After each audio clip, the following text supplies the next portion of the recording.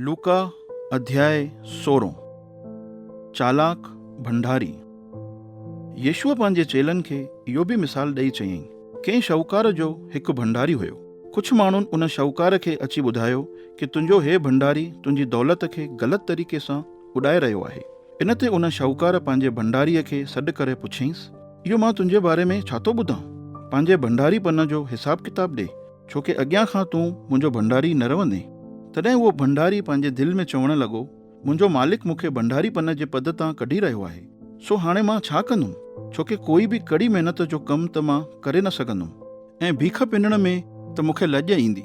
हा, हाणे मूंखे सम्झ पई कि मूंखे छा करणु खपे, ताकि जॾहिं मां भंडारीपन जे पद तां हटायो वञा त उन खां पोइ माण्हू मूंखे पंहिंजे घर में रहणु ॾियनि। इन करे उन पंहिंजे मालिक जे हर हिकु कर्ज़दार खे सॾु करायईं ऐं उन्हनि मां पहिरें ॼणे खां पुछियईं, तुंहिंजे मथां मुंहिंजे मालिक जो घणो कर्ज़ु आहे? उन चयईंसि, 100 ढम जैतून जो तेल। उन भंडारीअ चयईंसि, पंहिंजो खातो खण ऐं जल्दी 50 ढम लिखी छॾ। पोइ उन ॿिए खां पुछो, तुंहिंजे मथां मुंहिंजे मालिक जो घणो कर्ज़ु आहे? उन चयईंसि, 100 बोरा कणिक। उन भंडारीअ चयईंसि, पंहिंजो खातो खण ऐं 80 बोरा लिखी छॾ। मालिक उन बेईमान भंडारीअ जी तारीफ़ कई, छोकी उन चालाकीअ सां कमु कयो वई।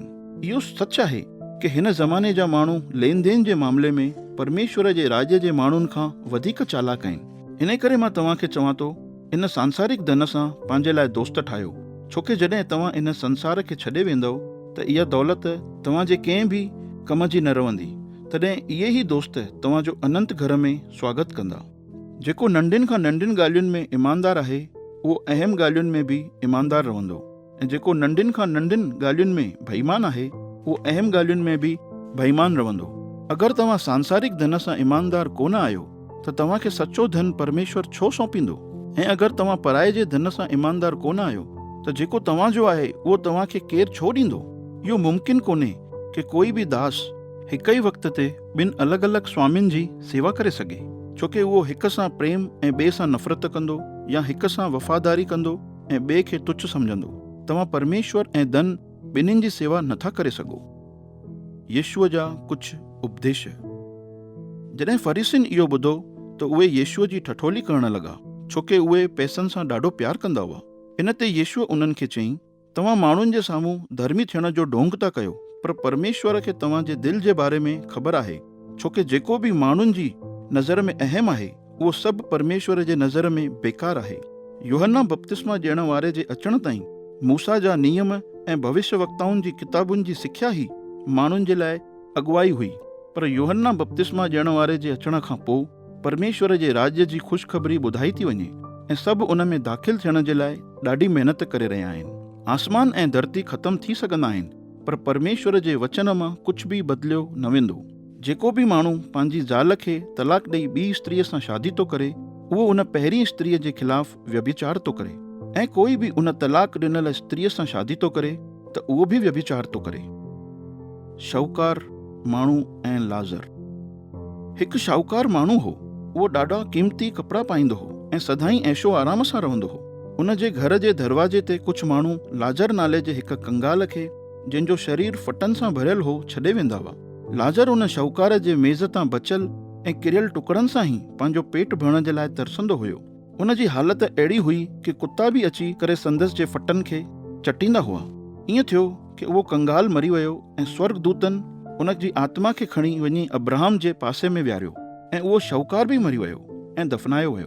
मरण खां पोइ उन जी आत्मा पाताल लोक में पीड़ा में वञी पई, ऐं उते उन परियां खां अब्राहम जे पासे में लाज़र खे ॾिठो।